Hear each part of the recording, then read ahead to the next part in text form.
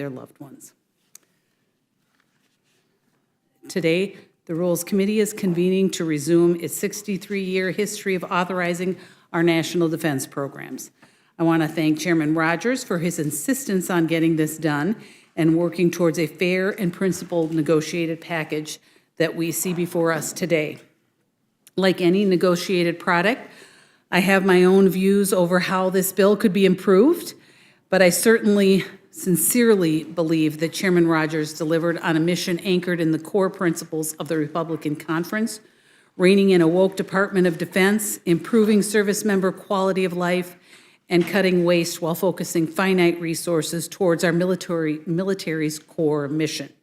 In addition, we will also consider two other important bills. The Liberty in Laundry Act redirects the Department of Energy away from pie-in-the-sky conservation standards and back to its core mission.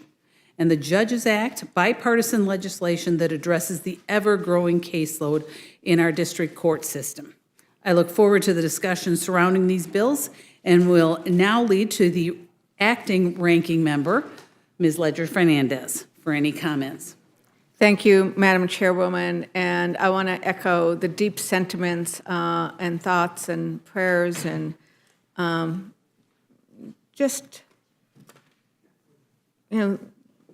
our thoughts. I mean, both of the losses that our members have suffered over the weekend are deeply felt, and especially with the tragedy that the Massey family has endured. And then our Chairman Burgess, we are united in that sense in sharing our condolences with the entire family and with all of their colleagues, because I know a loss of this magnitude will felt deeply by all the colleagues who love and admire both the chairman and Representative Massey. So then now we're going to turn our attention to the bills before us. And I share with you the admiration for both Chairman Rogers and Vice Chair Smith, who work very hard on getting an NDAA that is bipartisan and that reflects the values and priorities of our military as they fight to keep us safe and that there may be peace in the world, especially as we enter into this season that asks us to think about peace. So I really am appreciative of the fact that this year's NDAA is rooted in improving the quality of life for our service members and their families. The measures like the 14.5% pay raise for junior enlisted service members and a 4.5% pay raise for all other service members are important steps for our nation to make sure that we provide those who serve us with the resources they deserve.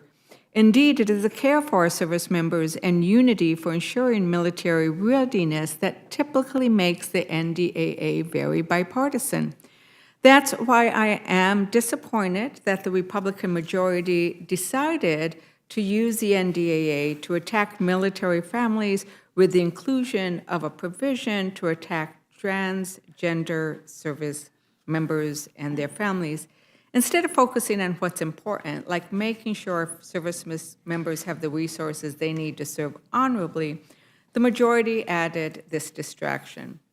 I don't understand why Republicans keep launching us into cultural wars when the NDAA needs to be focused on preventing actual wars.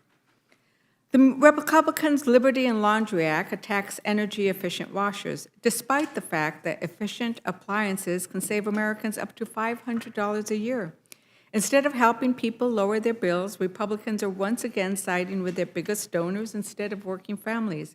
This is just another giveaway to the wealthy elites at the expense of everyone else. And then we have the Judges Act. Adding federal judges is essential to ensuring we guarantee justice in America. And there was a bipartisan bargain to do just that. Democrats and Republicans negotiated a good, fair deal to pass this bill before the election, ensuring impartiality in judicial appointments. But then, at the time that this deal was negotiated, we were well before the election, and the next occupant of the Oval Office at the time was unknown. And then, for some reason, And at the 11th hour, the Republican leadership went back on that deal and refused to move it until Donald Trump won. I mean, that's a huge breach of trust. How are we supposed to negotiate unless the other side keeps their promises? Negotiating in good faith means keeping your promises. By breaking their word, Republican leaders have undermined our ability to work together with you in cooperations. You know, Republicans keep showing the American people time and again that they only care about power and partisanship, and that is always disappointing. But I love the fact that we are starting off on a bipartisan bill, and with that, Madam Chairwoman, I yield back. Thank you. And without objection, any prepared statements that our witnesses may have will be included in the record.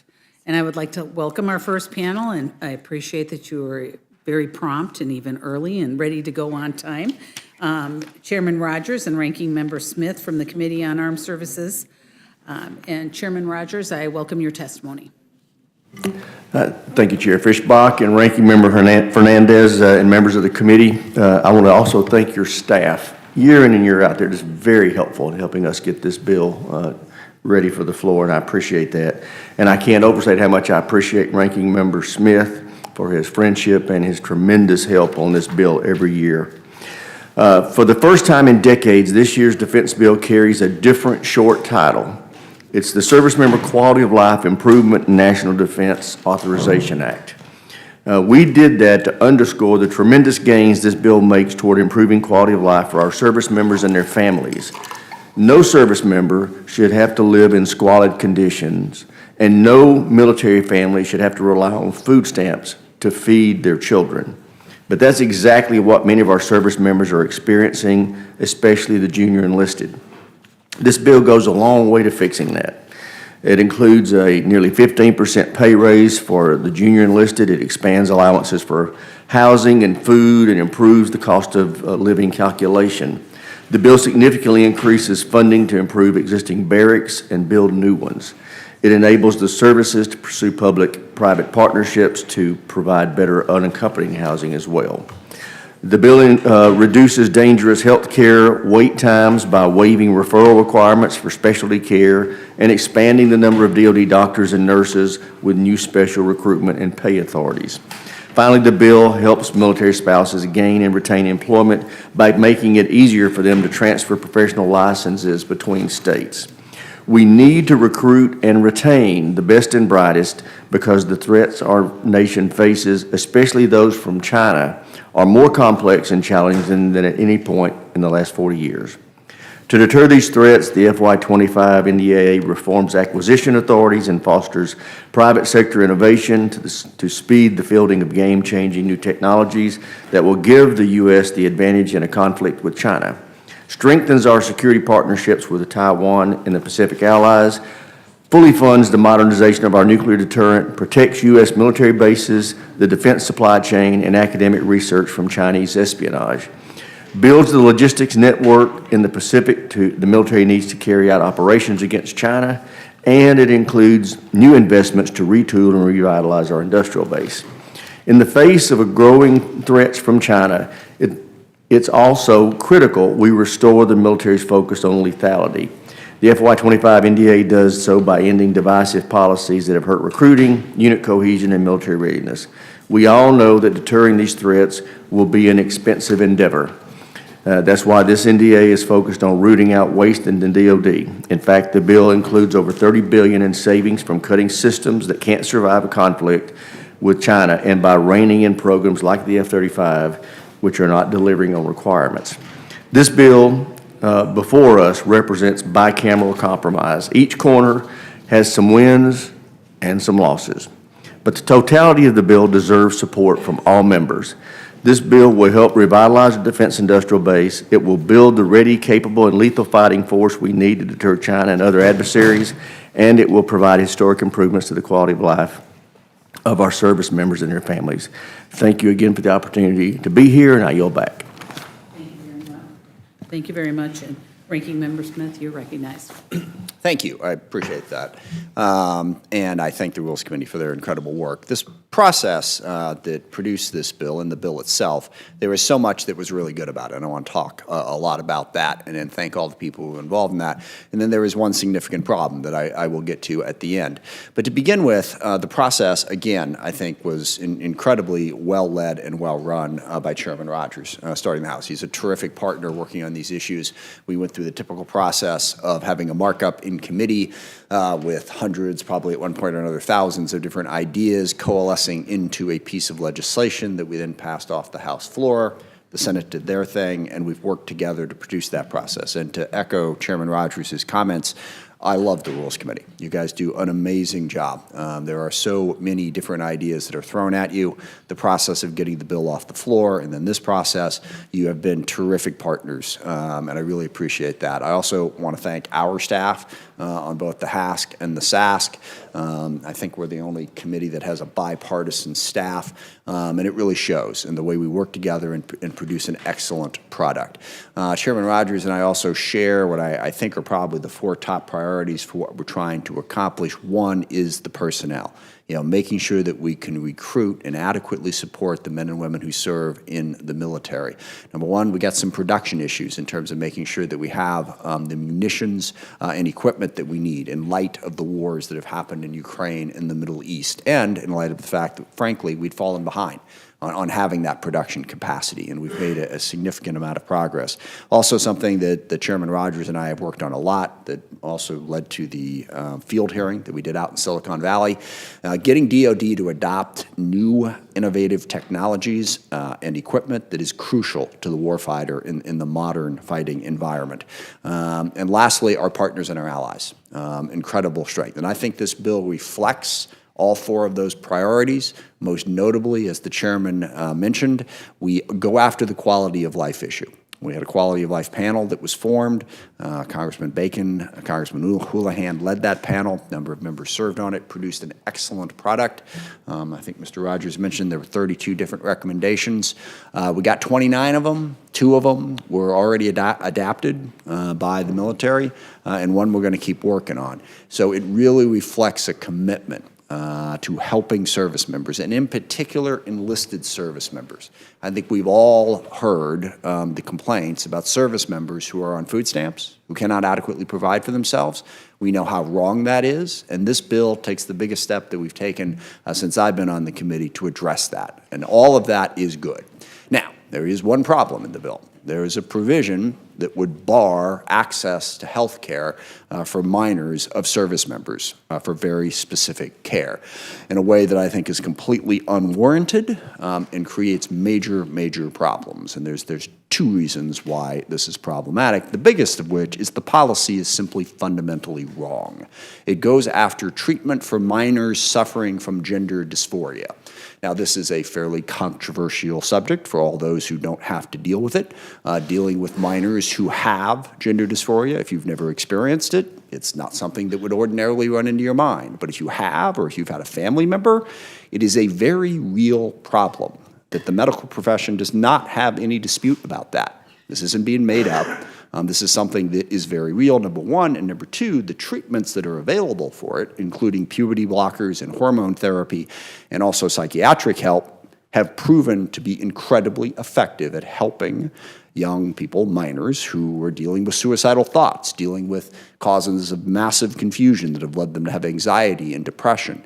These treatments change their lives and in many cases save their lives. And in this bill, we've decided that we are going to bar service members' children from having access to that. The moment, rough guess, there's like 6,000, 7,000 minors of service members who are receiving this treatment. Well, that's 6,000, 7,000 service members who are probably going to have to leave the military just so their children can get the health care that may well save their lives. I know a lot of people struggle to understand the trans community. They exist, and they deserve to be treated like they exist and get the care that they need. There was no reason to have this provision. Now, I know some people feel in many instances these treatments are too often used. I don't know. That may well be the case. I think it would be perfectly appropriate to ask the medical profession within the military to examine that question. Or what are the best practices here? And I would have been in favor of that. That's not what this bill does. This bill bans treatments that clearly could benefit minors. There's no reason for it to be in the bill, and it is deeply damaging, and we should remove it. And the other piece of this is this was something that was insisted upon by the Speaker's office. We've had great partnerships between Republicans and Democrats, House, Senate, on how to work our way through this. Speaker's office stepped in and said they had to have this because they didn't want to risk alienating certain parts of their caucus. I mean, to deny what could potentially be life-saving health care to children of service members for any political reason is something I don't believe we should do. It is my hope that we will defeat the rule and that we will pull this section out of the bill and we will pass that outstanding piece of legislation that the chairman did such a great job of describing. And with that, I yield back. Thank you very much. And I would just like to say thank you both for your work. You know, you've come together and come up with a bill that I think makes sense. So with that, I don't have any questions, and so I'll turn to Mr. Neguse. Thank you, Madam Chair. Chairman Rogers and Ranking Member Smith, thank you both for appearing today, for your testimony, and for your bipartisan effort over many years. I certainly respect the fact that you both put in a lot of effort year after year to try to transcend party lines and find common ground, ultimately putting our national security and the interests, the defense of the United States first. And I think it is a reflection of the 60-year history of the NDAA and our nation's commitment to our armed forces that you both embody. So I'm very grateful for that. I also am grateful, Ranking Member Smith, in particular, your leadership for fighting for our continued investment in the greatest sources of America's national strength, our service members and their families, innovation and technology, of course, domestic industrial-based military readiness, all of which you described. I'm certainly grateful for the work that you have done to ensure that a number of provisions that are important to me and my state of Colorado were included in the legislation. I have just one issue, or actually one issue, number of issues, but one issue that I wanted to raise with both of you today, and that was in relation to the National Guard, which I know you both are well aware and familiar regarding this particular issue. As you both know, Section 514 of the FY25 National Defense Authorization Act would reassign specified Air National Guard units to the U.S. Space Force without the legally required approval from state governors. That proposal breaks more than a century of important precedent of states' rights. Sections 104 of Title 32 and 2038 of Title 10 in the U.S. Code clearly enumerate governors of every state and territory oversee the forces that they command. And Section 514 would upend and open, in my view, a dangerous door for DOD to impede on those century-old prerogatives.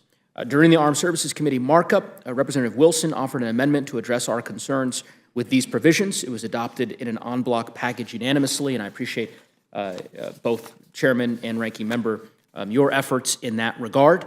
There were a group of about 125 bipartisan members who led a letter earlier this year requesting that language be retained, and all 55 governors from the states and territories have repeatedly called on Congress to remove that provision. The governor of Alabama, the governor of Texas, the governor of Colorado, every governor in the United States has asked that that provision be removed. It's rare to see that kind of bipartisan consensus, and so I just wonder if you both might expound a bit on that particular provision. I intend to offer an amendment, understanding that that perhaps it may not be received as favorably as I would like, but I'm hopeful that it can spark a conversation, because I do think this is a provision that matters to a whole lot of governors in our country. Happy to yield to either the ranking member or the chair.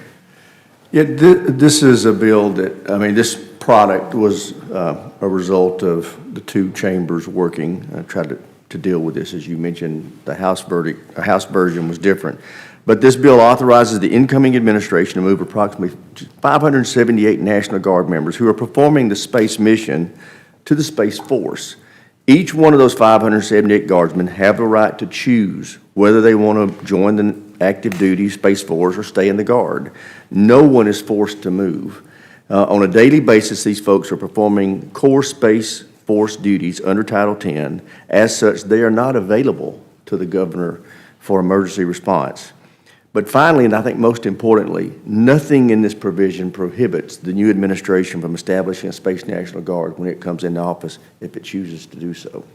The biggest problem that we heard in our discussions was it's 578 individuals. If we were to create a Space National Guard, we would have had to have an infrastructure of personnel of closer to 1,000 people to support that. It just doesn't work as long as this branch of the military is still so small. I do expect, and the Secretary Kendall's informed the ranking member me just a couple months ago, that over the next 5 years, he expects the National Guard to double in size. Maybe when it gets to that size, it could justify the National Guard infrastructure to support a Space Guard. The math doesn't work right now. Just to clarify. Sorry, just to clarify, Mr. Chairman, and thank you for that explanation. My question is a little bit different, so it's not about the Space National Guard, but it's about the first part of your answer, so the transfer of the individuals that you mentioned. For 100 years, it's been established law that that kind of transfer would require even if it's perfunctory, approval of a governor before that's done. If I could take a stab at that. Yes, Sure. please. I Yes, mean, Mr. Chairman, look, Ranking Member. and I think Frank Kendall would be the first to tell you that they should have handled this slightly differently in terms of being better, in terms of communicating. Now, I think the reason for that is they looked at it, and I don't know, if there's like 700,000 people between the Army and the Air Force Guard. And then you got 570. So we got Army Guard, Air Force Guard, I think it's like 450, 250, pretty big institutions. So what are you going to do with this small group of people who are currently in the Air Force Guard but serving a space component? They're no longer part of the Air Force. They're now going to be part of the Space Force. What do you do with them? Do you set up an entire separate apparatus for a Space National Guard for 578 people who are in, I think, 8 states, maybe, something like that? 7, 8? No. I mean, the logical thing to do is to phase this out and move forward, okay? And there's really no other reasonable option. Now, the fatal error of not communicating with the governors and working through that, and everyone got sort of whipped into a frenzy about this, and the proposed solution that came back to us was to form a Space National Guard.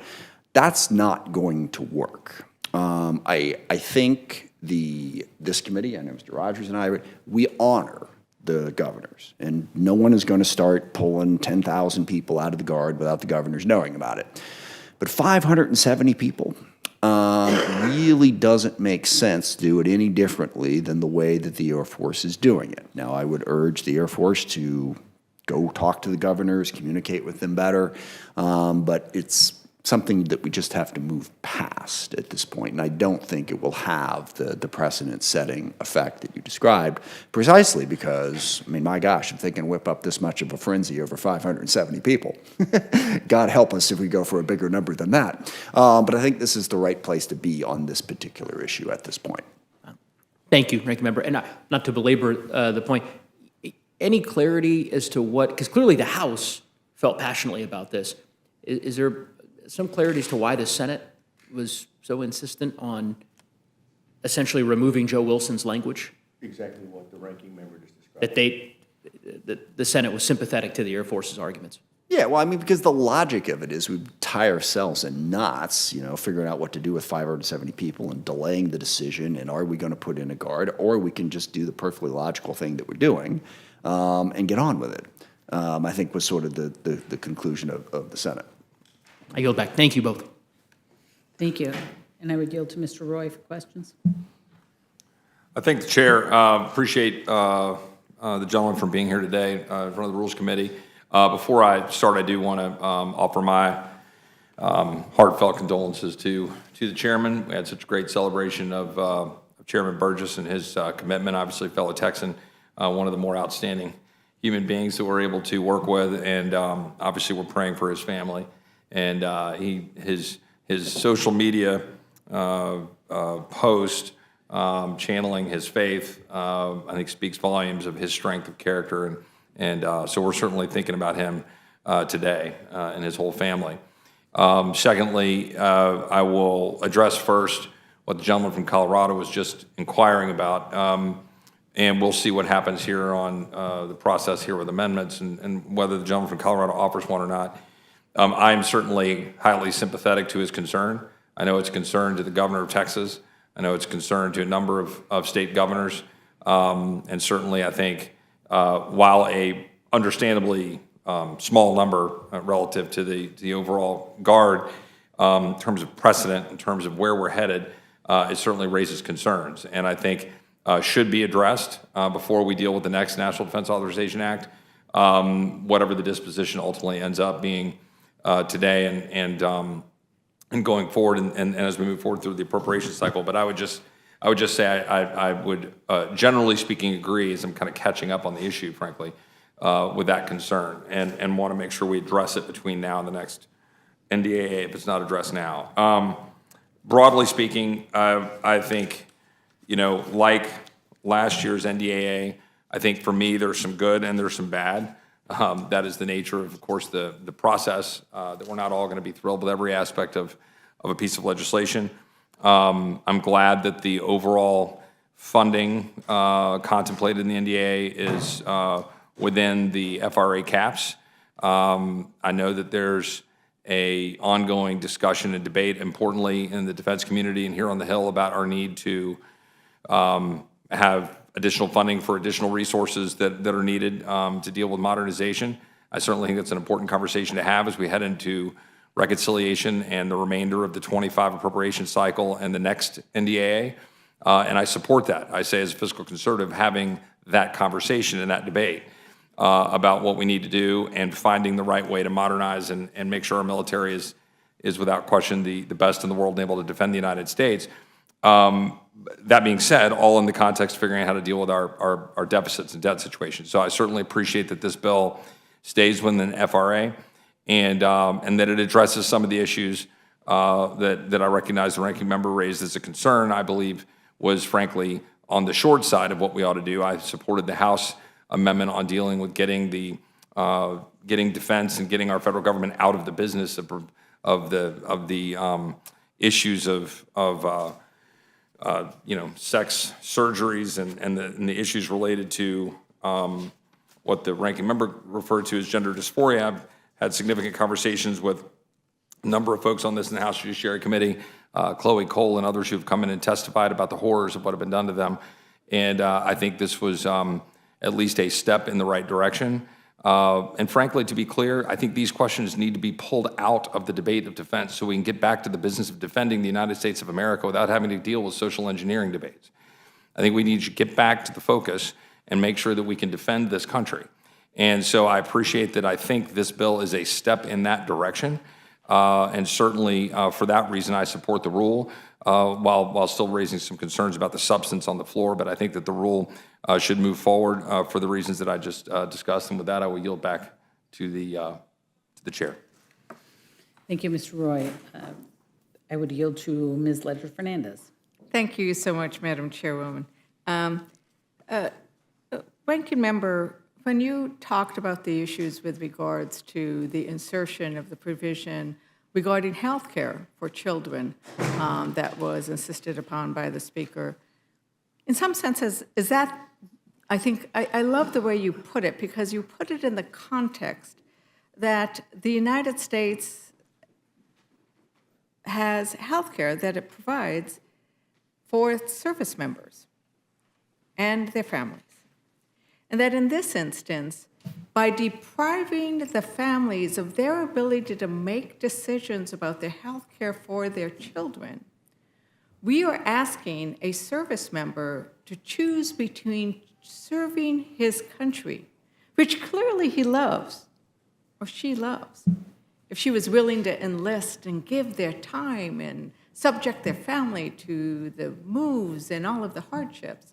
So between serving your country and caring for your child, is that one way of looking at this issue, Ranking Member? Yeah, and I guess, I would agree with Representative Roy that, we should get back to the business of focusing on the military and not focusing on the cultural conflicts. And yet, here it is in this bill, focusing on the cultural conflicts with the United States Congress, a group of legislators. I know some of us are doctors, most of us aren't. Basically inserting ourselves in a medical debate to politicize a broader issue. And as I said in my opening remarks, look, there's a lot of medical mistakes that get made out there. I've got 2 hip replacements that I'm not sure I needed. Nobody's talking about banning hip replacement surgery, okay? And there's an endless array of treatments that are given to various patients. And part of that is because it's tough to be a doctor. I mean, knowing what the exact right treatment for somebody is not altogether that easy. But what is absolutely incontrovertible and clear is that there are children in this country who have benefited from treatment for gender dysphoria. And this bill says, nope, we know better. Even if you benefited from it, you're not going to get it. Now, charitably, you can say that the reason for that is because, well, they're concerned that some other people will be harmed by that treatment. It'll be the wrong treatment. You listen to some of the rhetoric, it really sounds like it's because there's a lot of people who seem unaware that trans people actually exist. Every day now on the second floor of the Rayburn office, I get to walk by a sign out front of a member's office expressing that rather, in my view, ignorant opinion that is a definite threat to people who are in fact trans, but the legislative body saying, we don't think you exist. Okay, it's a problem. Now again, being charitable, if we want to say, I think it's being used too much. I think it is being harmful to children in some instances. Well, let's, ask the medical profession to re-examine it. Great Britain did that. They put out a study, it's controversial, but they examined it from a medical standpoint. It's not what we're doing here. We, as members of Congress, are deciding, nope, never. We know nobody gets that treatment. And then to your point, it does then put the service member in a terrible position.